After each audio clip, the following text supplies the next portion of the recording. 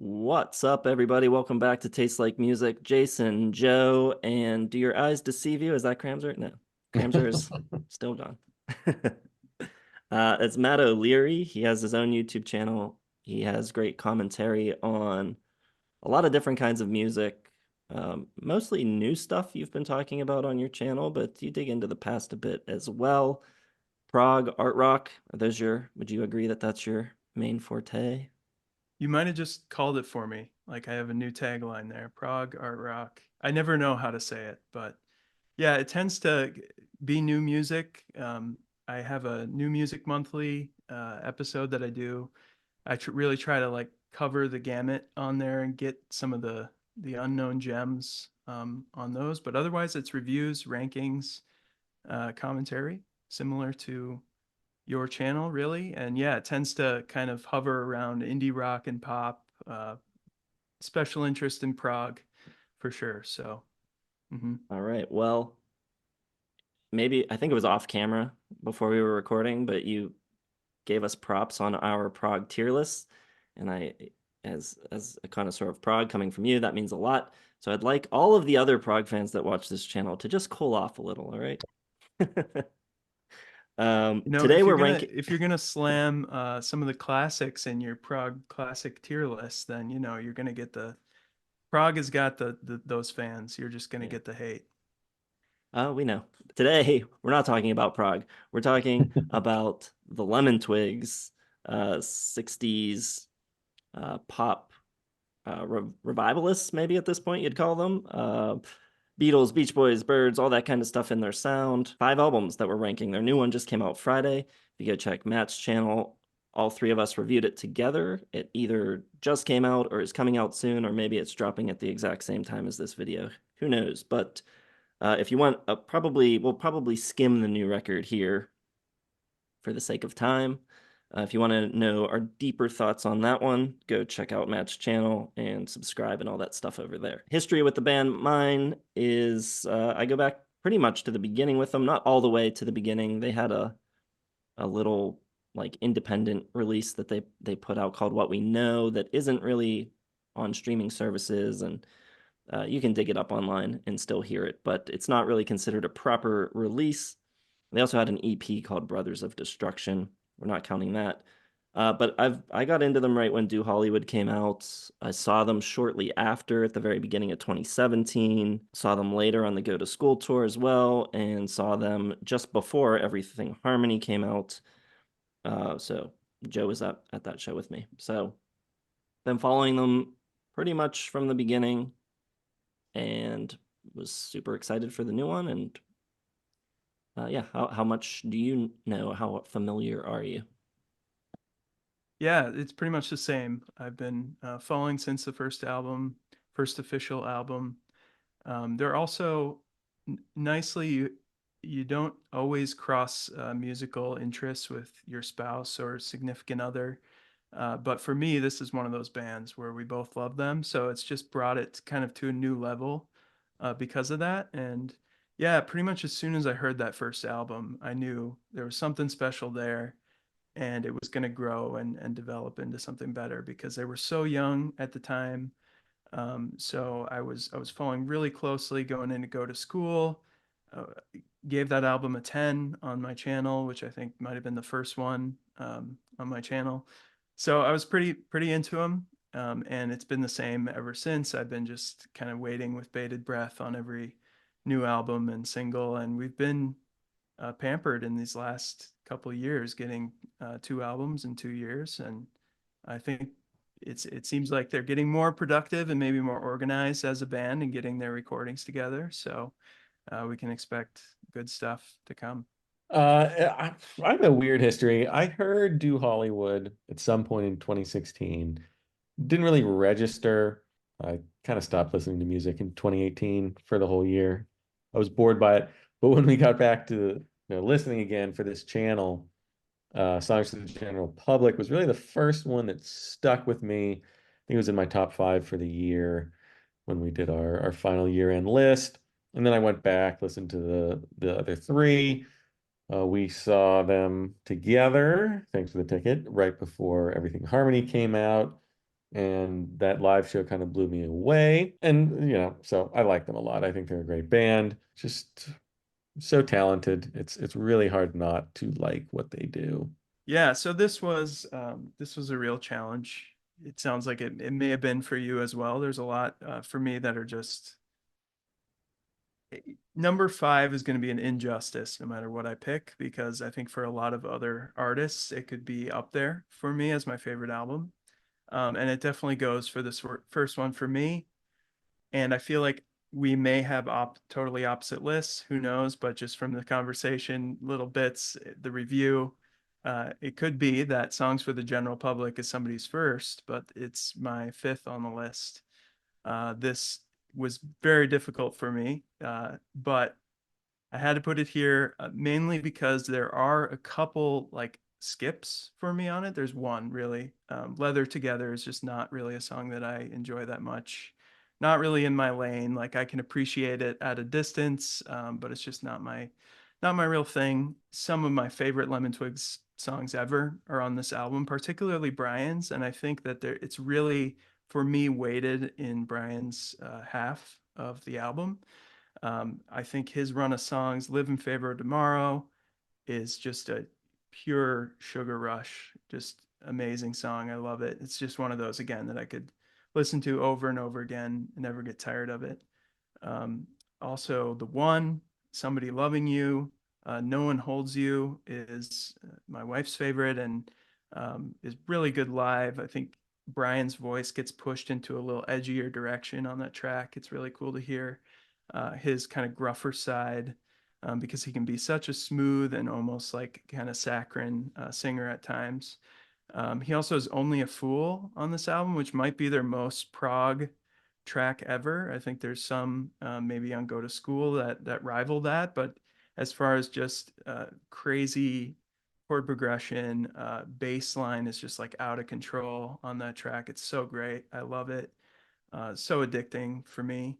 I do think that like I mentioned, Michael's tracks are a little bit weaker for me on this album. I do really like Fight, Hog, Leather Together, Moon. I'm kind of so on, especially the last one too. Ashamed, not quite crazy about that song. So it's a little bit hit or miss, but I think if I was like going on a road trip and just needed like a hard hitting, quick Lemon Twigs album, this might be it, because there are just a lot of tracks that really work for me. Okay, can we force you to give star ratings for all of these? Are they all 5 stars for you? Oh, I gotta convert here. Is that Yeah. um yeah, I would say it's this is a 4.5 or 4, yeah, on your All right. scale. It's an interesting pick for last. My pick for last. I'm gonna go with the first one. Do Hollywood 2016. This one, I like it. Struggled with it a little bit at first because it was just a little too weird for me. Like it's weird because I complained about the lack of weirdness in the album review of the new album, which you should go watch. But here, the weirdness is so upfront and out in the open. And it's 2016. I wasn't quite as into music, and I wasn't quite as versed in music back when I listened to it.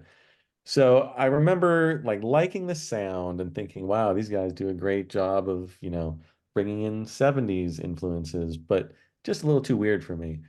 Um, I think now listening to the rest of the discography, I like the weirdness. I just don't think the songs, well, very well constructed, and I like the production. I like Jonathan Rado a lot. Some of my favorite albums of the 2010s he did is excellent. I just feel like these songs, compared to what they would do later, just don't stick with me that much. Um, it bounces around a little too much, I think. There's like that doo-wop flavor, that pre-Beatles rock and roll on I Want to Prove It to You. Harumata has a great 70s rock sound. And you kind of get into it and then it speeds up and then things cut out and it's like what the hell just happened? Like it's very strange. It's too strange for like 70s rock and roll, even though it has like this the spirit and the instrumentation of 70s. It's also got like that hit of weirdness, like that, I don't know, like Ween almost, like alternative 90s kind of just not juvenile, but like just doing things sort of however they want to do it. Like just doesn't matter. We're gonna do weird jumps and cuts and drop the sound out and that maybe a little too much of that for me. I like a little more balance between the beautiful harmonies and the 70s playing and that weirdness, but I still want a little weirdness in it. I just don't think these songs are quite as developed, but I do love, stuff like the analog sounding synths on high low, that tempo change in the middle, the odd song structure. These words has like a great boogie woogie piano solo. Reminds you a little bit of like a Randy Newman song. It's a good album. It's a 4-star album for me. I just think it's a little scattered. It's not quite focused enough. Things just jump around a little too much. Tempo changes a little too much. But I love the sound. I love the way they, adulate and emulate and kind of lovingly poke fun at the 70s and 70s music and stuff, while also having like the great playing and that spirit of 70s rock and roll in there as well. So good album, just, not my very favorite of their albums. And I think they grow and get better. All right. Well, seems like we got three different takes on the band here. My least favorite at number 5 is the new one. A Dream Is All We Know. Kind of touched on it in the other video. You can go watch it if you want to get more detail. Basically, it boils down to that I'm just missing some of the weirdness, strangeness from the first 3 records. And I think a lot of that boils down to Michael kind of swinging over, writing more in the style of Brian, singing more in the style of Brian, more harmonizing, which is great. It all sounds great. The writing's great. I still love this record. I think it's excellent. But I miss some of the things that initially drew me to the band. And especially coming after Everything Harmony, where that one maybe felt a little like fresher, like, oh, they're going in this like slightly different direction. This isn't entirely the same as that record, but it feels like, okay, we're doing this again. Um, so for me, slightly disappointing in certain ways, even though the writing is incredible, the melodies are beautiful, the harmonies are great, the production is excellent. I actually think it sounds a little better than Everything Harmony. It's really, really good. It's a 4.5-star record. I don't think they've ever made a record that was less than great. But I do not count this among their masterpieces. All right.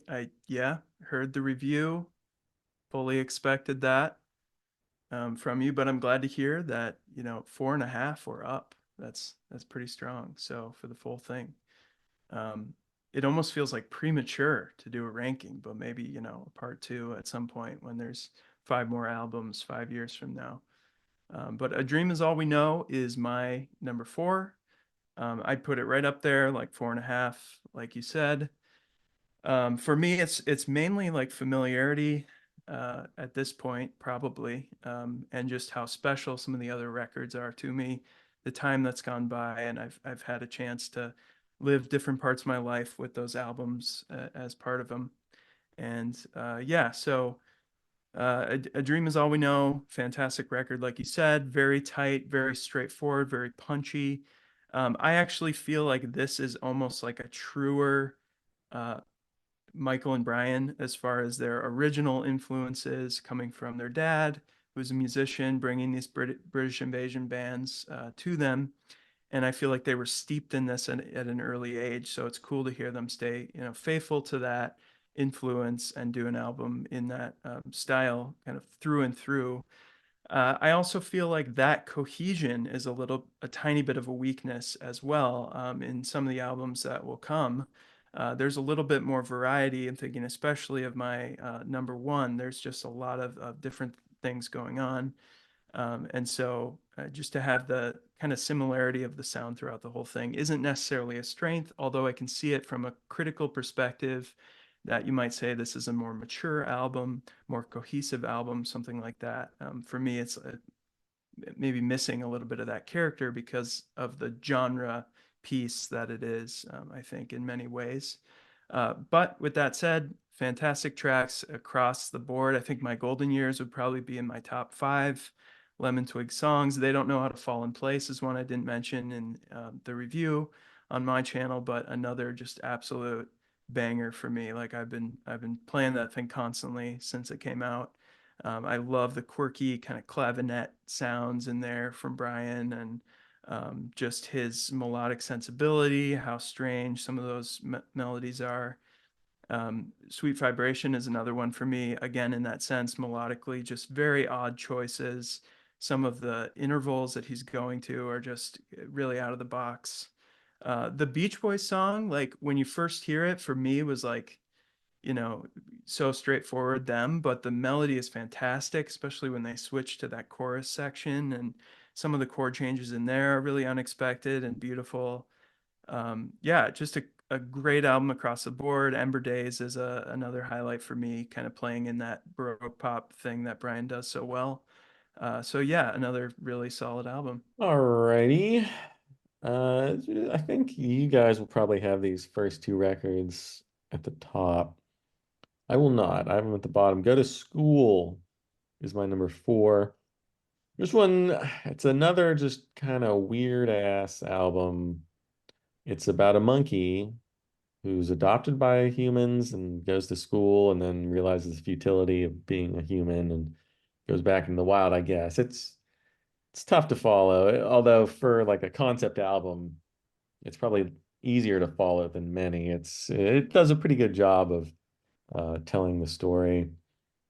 You got this is just such a strange album. Like this is like what Jim Steinman may have conceived in like his teenage years or something. Like it's got like these show tune kind of interludes where the story, there's exposition going on.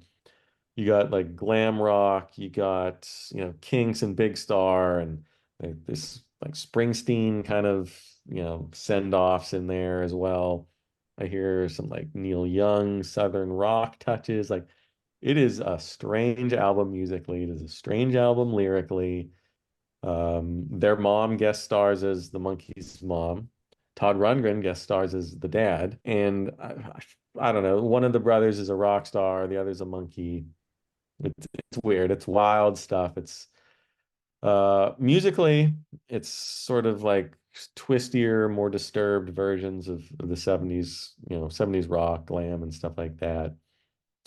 Some great playing on it, of course. It's the Lemon Twigs. Every album they've ever done has incredible playing. Rock Dreams, loaded with killer riffs. They do have these, more show tuney little, they're not interludes, but kind of slows things down. Songs like The Lesson, Small Victories. They bring in some nice strings on Wonder in Ways. Love the resonator on Lonely.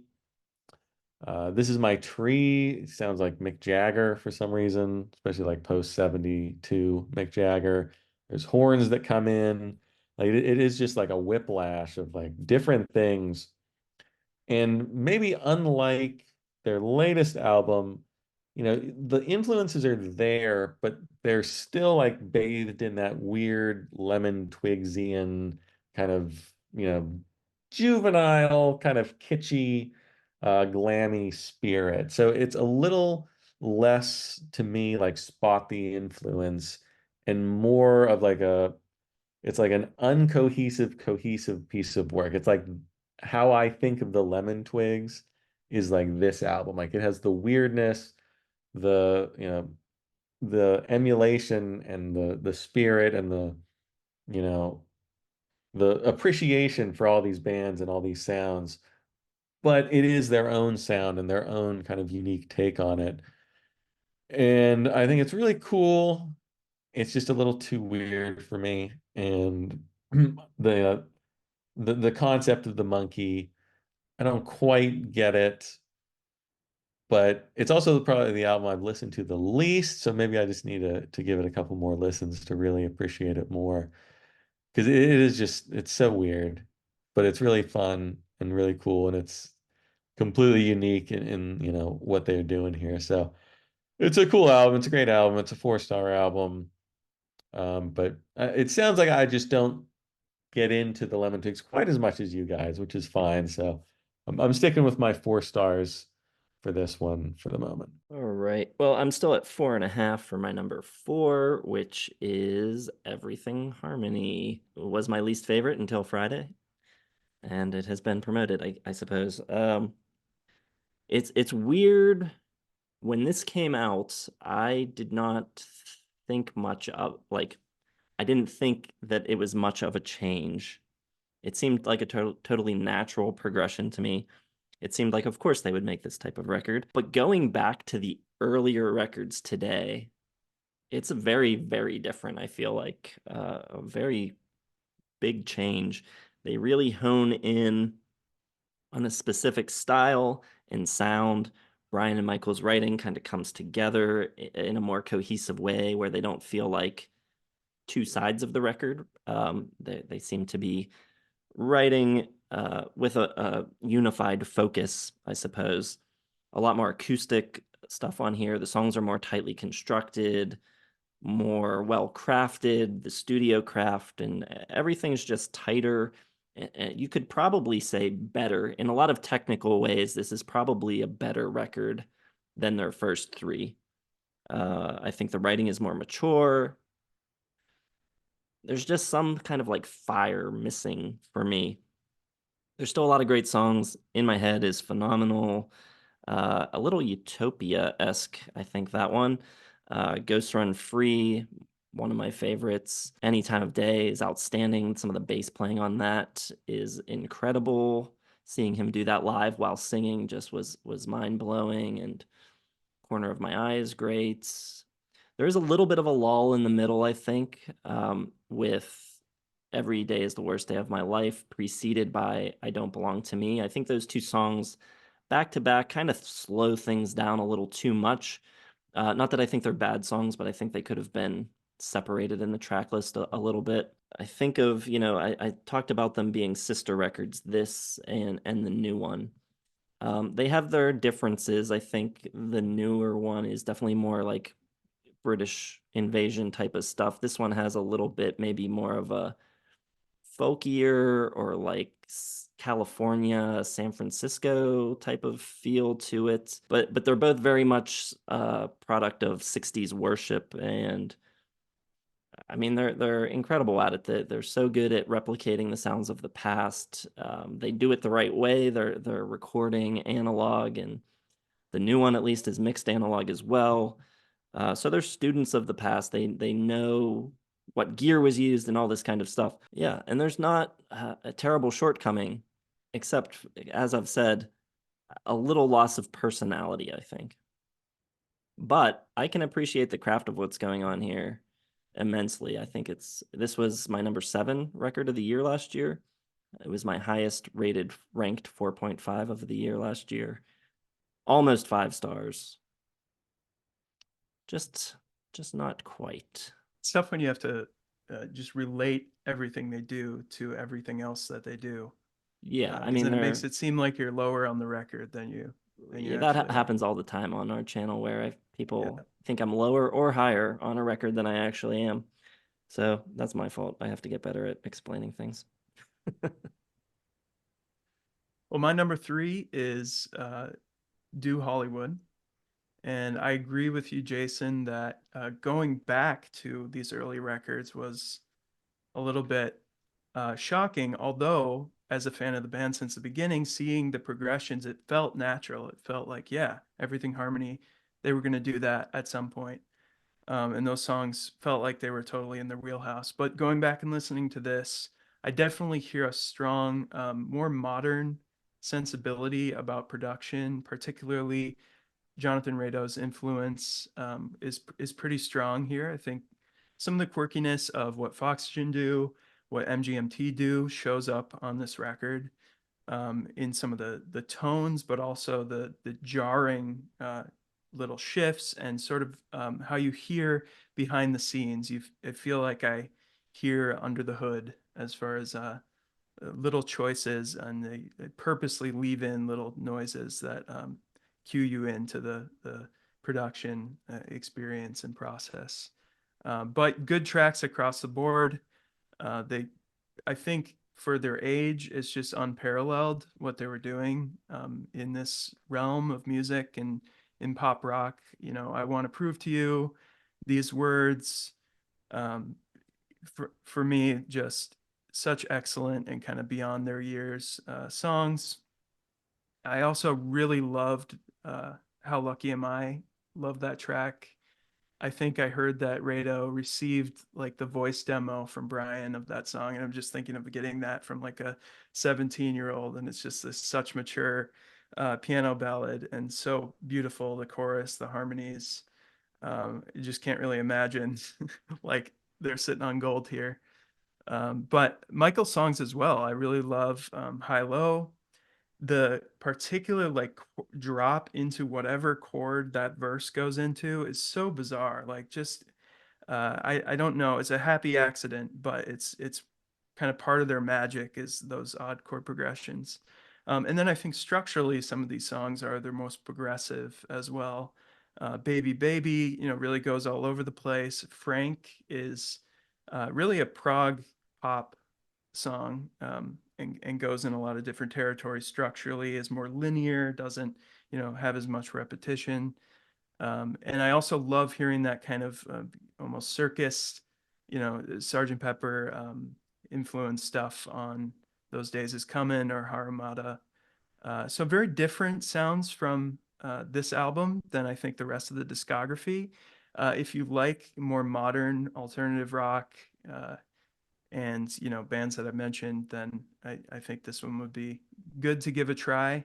It just really sticks with me as an important record for me, and being the first I heard, and one that I play often in the car with my wife a lot. So yeah, and I'd say 4.5, maybe five, five, sure. It's tough. It's tough. I know the struggle with the star ratings is real. I in my own world, I do everything decimal 1 to 10. So I have 100 ratings that I can go to. So distilling these down to the basic, very basic star, half star, never quite gets exactly what you want to say out of these ratings. So I get it. Um, My number three, I'm gonna go Everything Harmony for my number three. I like this one a lot. I think it's a very well put together album. It's very like late 60s, early 70s soft rock. You still get like a little bit of like the power pop, like Big Star, Todd Rundgren kind of influence. But I think as a whole, like you get more acoustic. The lyrics are much more straightforward. Like the difference between Songs to the General Public and this is pretty striking lyrically.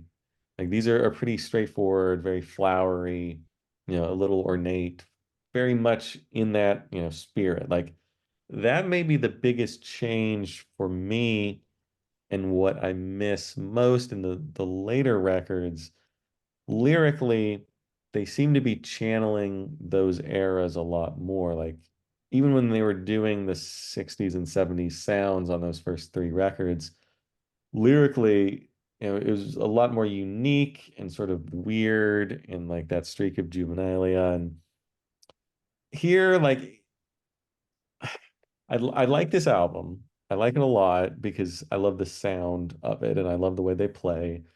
And the music and the guitar playing is excellent, the harmonies.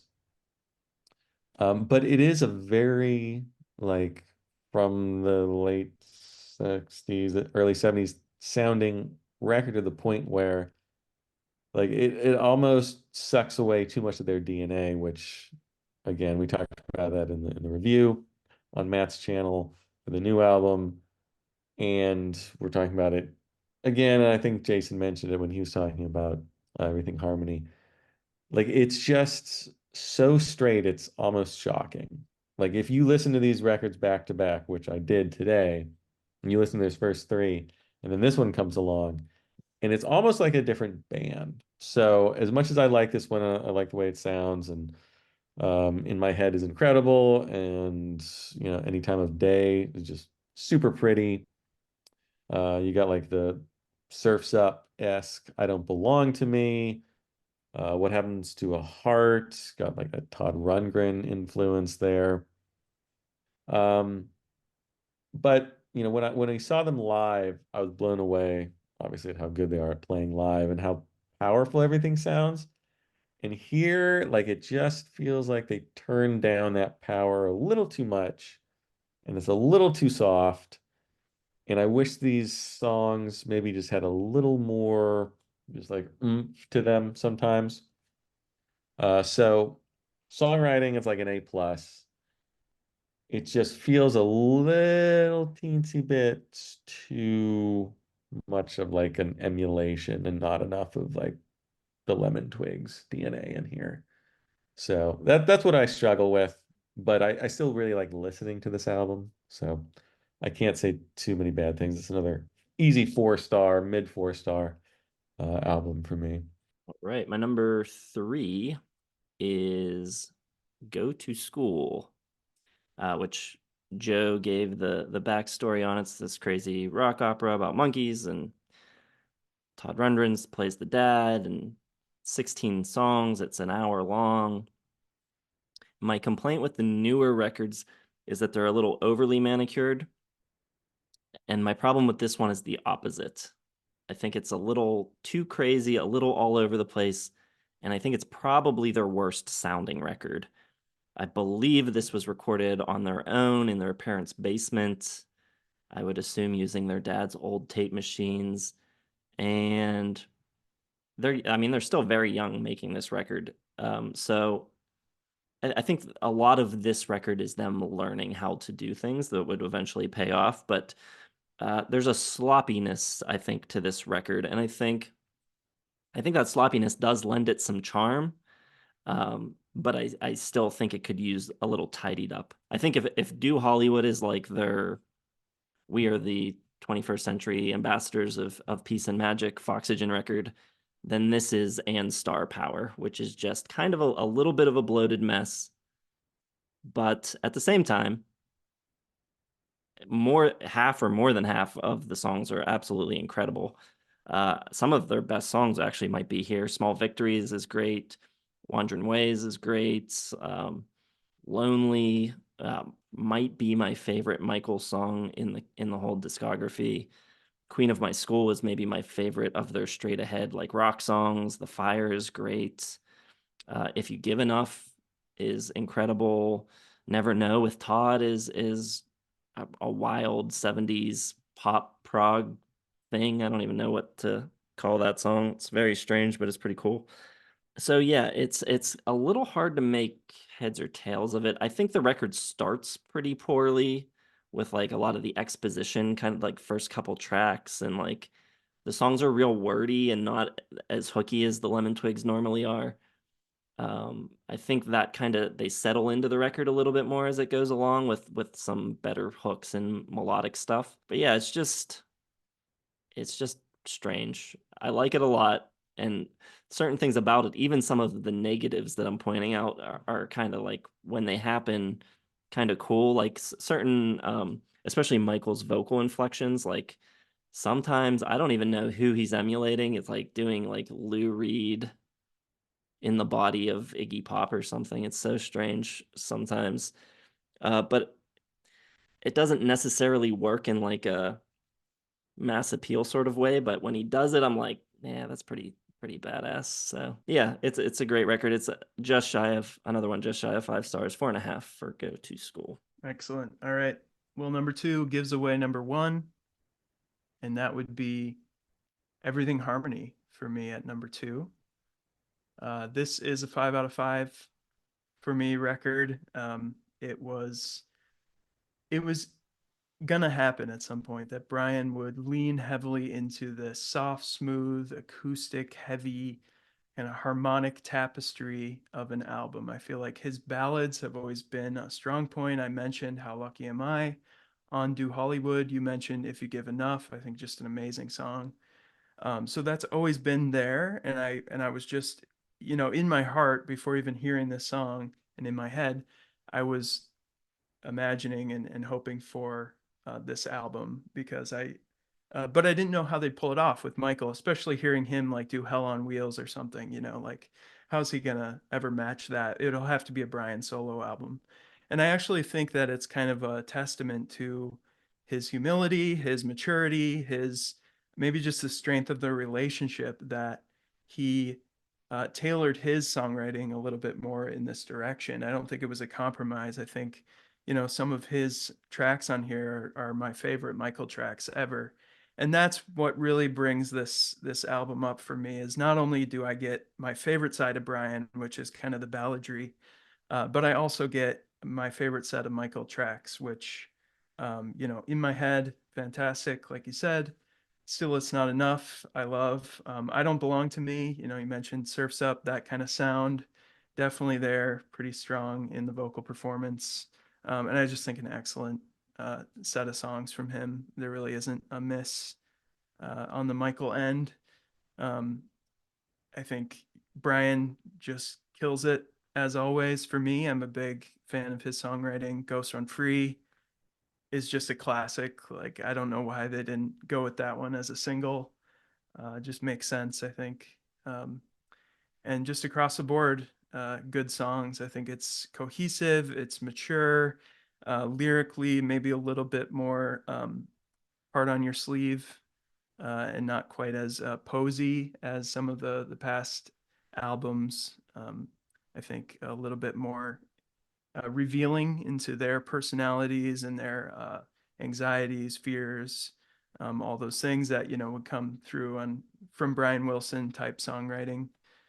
So yeah, just an excellent album, and I was so excited for them to really reach this point of critical breakthrough with Anthony Fantano and the rest kind of finally giving some due to the Lemon Twigs and turning their heads their way, because I think they deserve it like completely. They're just incredible writers and musicians, and this album proved it. So I'm just happy they were able to get it together, make it so cohesive, and make it a critically appealing package.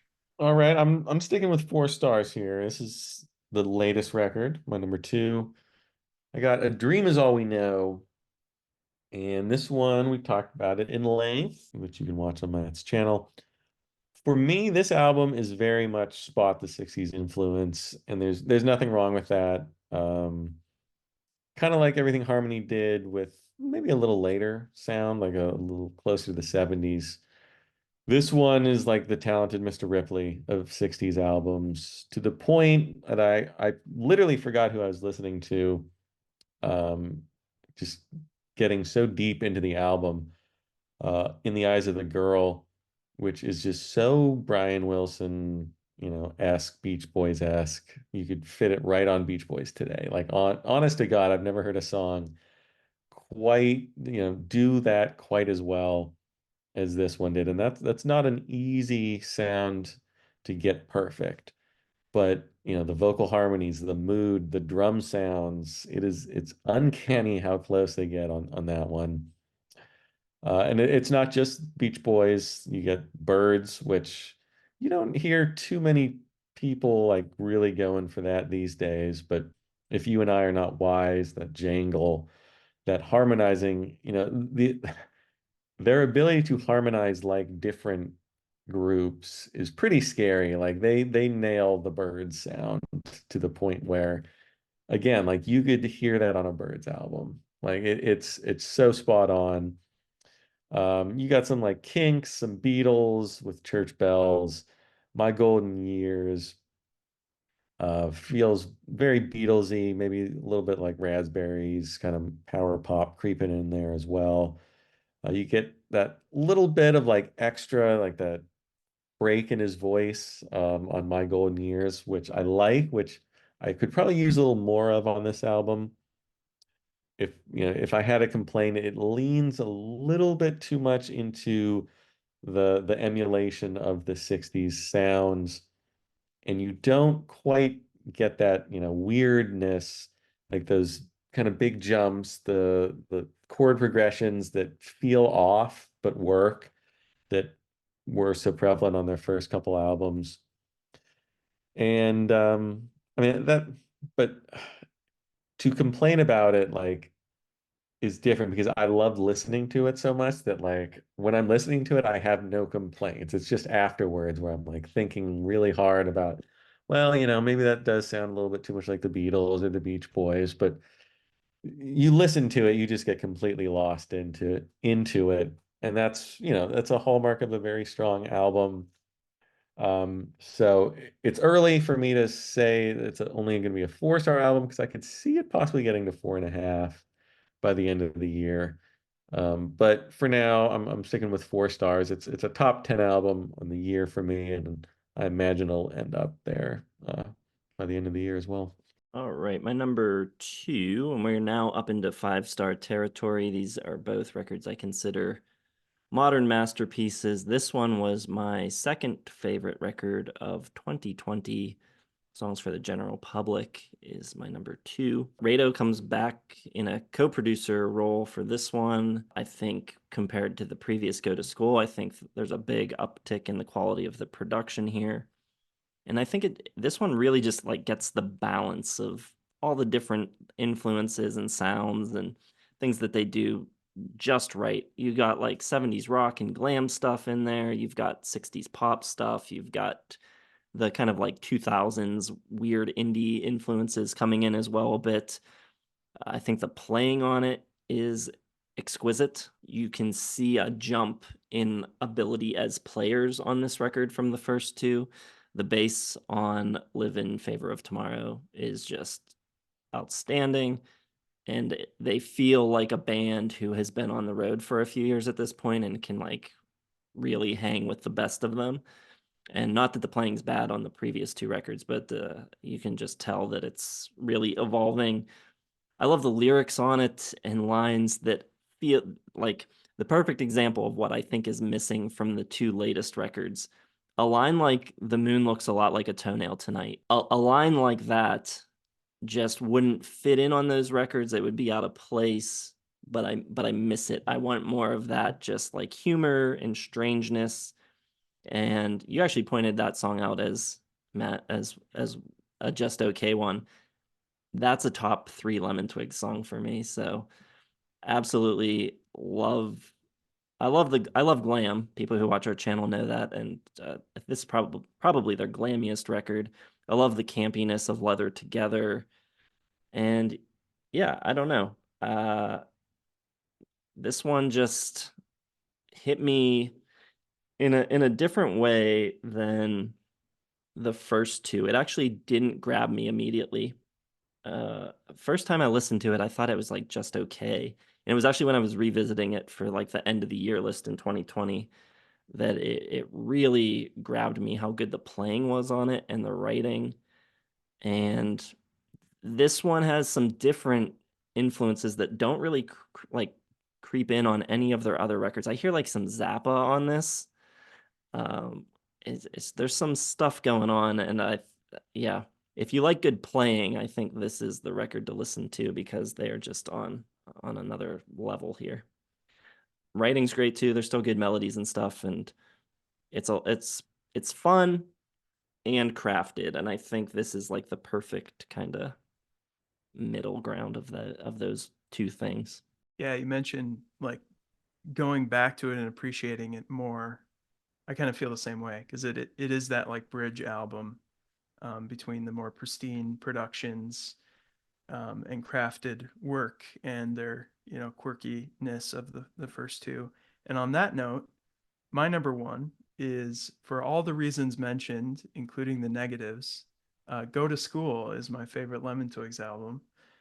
For me, every part of it that's preposterous, that's ridiculous, that's over the top, works, brings charm. It may just be when this album came out in my life. There's a lot of kind of circumstantial uh, part of your perception of music, and this one certainly I was like, do I love this band? Then I think Small Victories came out. I just listened to that so many times over and over again, and it kind of cemented them as one of my favorite bands. I remember, everything about it. It's just so tied to memory for me in my life and that particular moment. The critics, aren't going to get this album. I kind of understand all the reasons. The concept, like you said, Joe, pretty preposterous. The music really goes all over the place, draws from a lot of different stuff. It's campy. It's a little naive. It's a little juvenile. But for me, there isn't really a weak track, and it's an hour long. So it's a very long album, but it works, at least by their standards and just pop rock in general. Like I said, I love the naive ambition of the album. I think it really has everything. There's the Baroque pop side, there's the glammier moments, there's kind of the heartland country rock sounds on the back part of the album. The Fire, um, I forget if it's Home in a Heart, something with heart and home. That one has kind of a more heartland or country flavor to it that I love. Um, More chaotic arrangements, uh, like Songs for the General Public. I think it leans into maybe a little bit more 70s sound than the new one, which is more firmly late 60s, mid 60s. You got the Bossa Nova track, The Bully, just really creative there. Kind of a Tiny Tim influence on The Lesson, which is crazy that anyone would draw from that and pull it off as well. There's just some straight up rockers like This Is My Tree, Queen of My School, like you mentioned. I like the theatrical kind of story driven tracks as well. Rock Dreams, for as just ridiculous as it is. Born Wrong, Heart Song. I think just like all of the theater kid in Michael is drawn out on that track, and it just works. I think the performance is like, you couldn't get another one of those. It's just like that take. Yes, that's it. And his like ability to just nail such a dramatic piece like that is pretty great. Um, yeah, and then Brian kind of backs up Michael's over the topness and glamminess with The Lesson, Wandering Ways, a little bit more mellow, ornate. Small Victories, like I mentioned, one of my favorite Lemon Twig songs. If You Give Enough is just like transcendent for me as far as his ballads go. Yeah, all the pieces of it that are typically weaknesses of an album like this are just charming and attractive for me, and I there really isn't a track I don't like, and I just yeah, it has a special place for me. So number one. All right, my number one, as you may have guessed or gleaned, songs for the general public, 2020s. It was in my top five then, probably still is. We'll do a deep dive of 2020 in 16 years or so, whenever we do. This one to me is just the best of all the worlds of the Lemon Twig, the intersection of the weirdness and the incredible 70s uh, inspired playing, inspired songwriting, the sounds, the instruments, the way it's recorded. This just has it all. It's weird. Jason mentioned Moon, which I also wrote down. That is, like Jason already said, what I'm missing. This album has that glam. It sounds like, little T-Rex, little Mott, like there's some Meatloaf or Bruce Springsteen or kind of the same thing. Even some like Elton John and Billy Joel and like those really melodic 70s pop singer-songwriters, but it has the weirdness that Twigs DNA all over it. Uh, Moon was one, Hog is another. Who is this hog? You once were an angel, full of glitter, now of shit. My hate knows no bounds, and all I can think of are ways I would kill you if you were closer to me. Like that is not a lyric that you would find in the 1970s.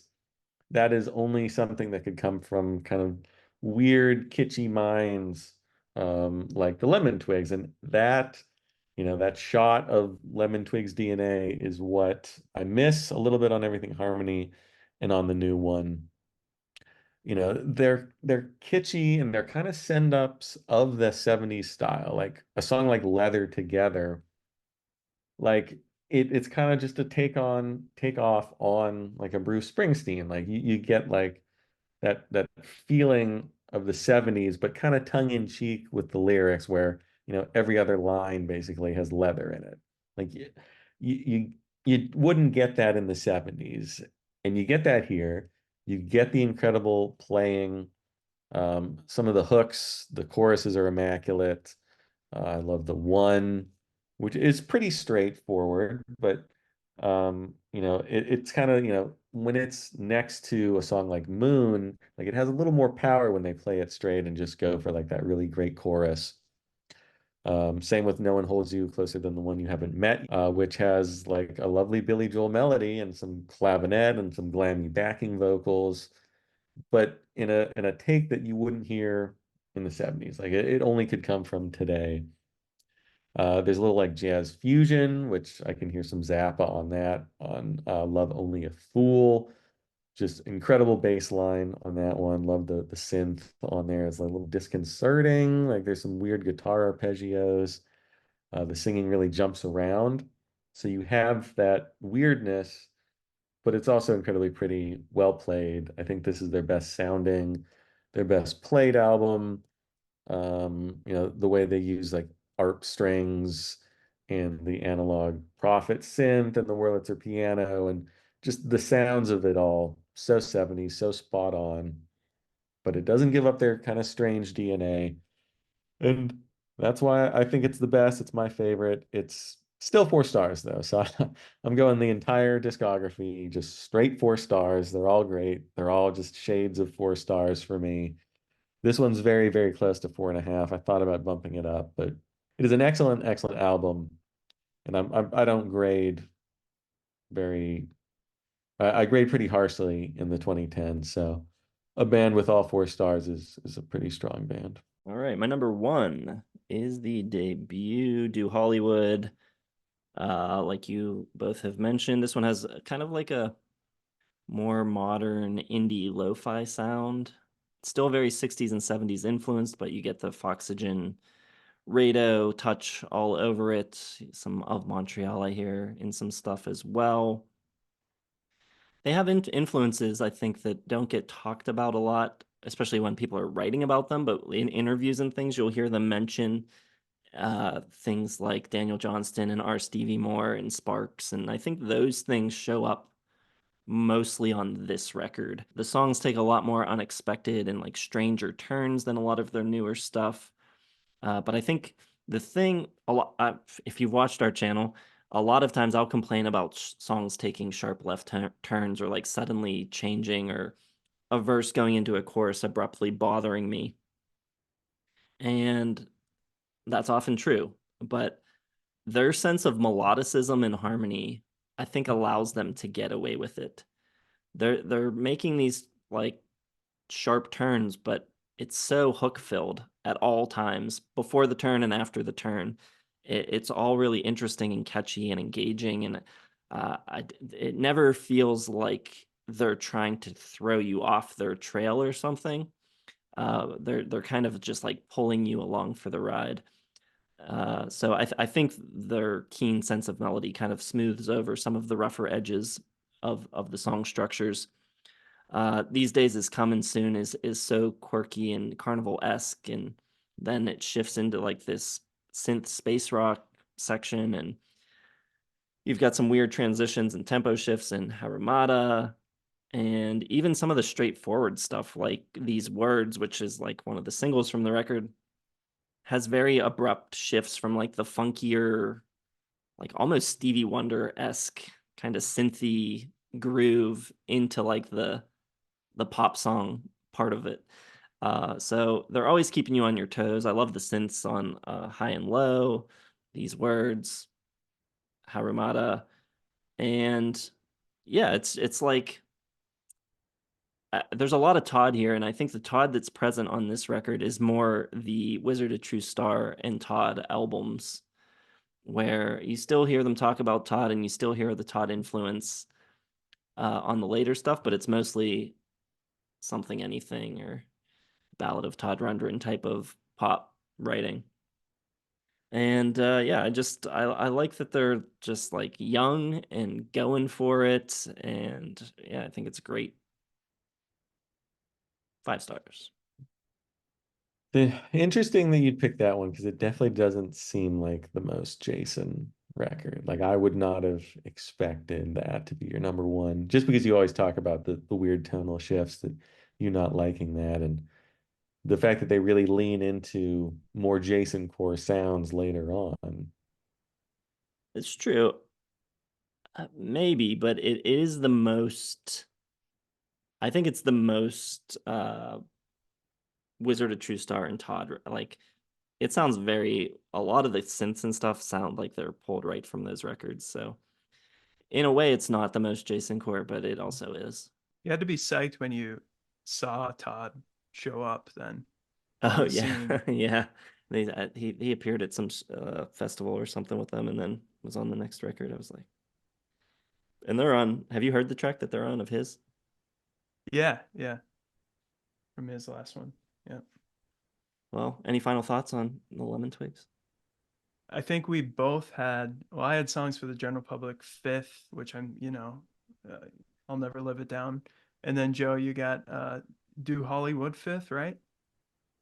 So we both, there was a fifth to 5-1 split on two different albums, which I think just speaks to the overall quality. I think consistency and just I think high standard. I was going to say that it might come out to a five-way tie when we average things, but I don't think that's possible if you were split because I can't put them both in the middle. So something's coming out on top. But yeah, it was kind of pretty evenly all over the place. Yeah, I mean, I've no, there's no weak records in their discography. They're all very cool, very unique, and whatever they do next will probably be excellent as well. I have no doubt of that, but I am praying for something different, Mm-hmm, mm-hmm. whatever it is. No They're on a shoegaze. downward Don't do trend for you. shoegaze. Yeah, stay away from it. They've brought a little 90s in, like a little bit here and there, but it's probably 90s drawing from something else, 60s or Be 70s. crazy if their next record sounds exactly like the Goo Goo Dolls. All right. Let us know what you think of the Lemon Twigs and how you rank their records down below. Also, what you think of our list. Don't forget to go watch our review of the new record over on Matt's channel. I'll link it in the description. Also, down there will be links to our Patreon and our social media stuff. Check it all out. Thanks for watching, and we will see you in the next one.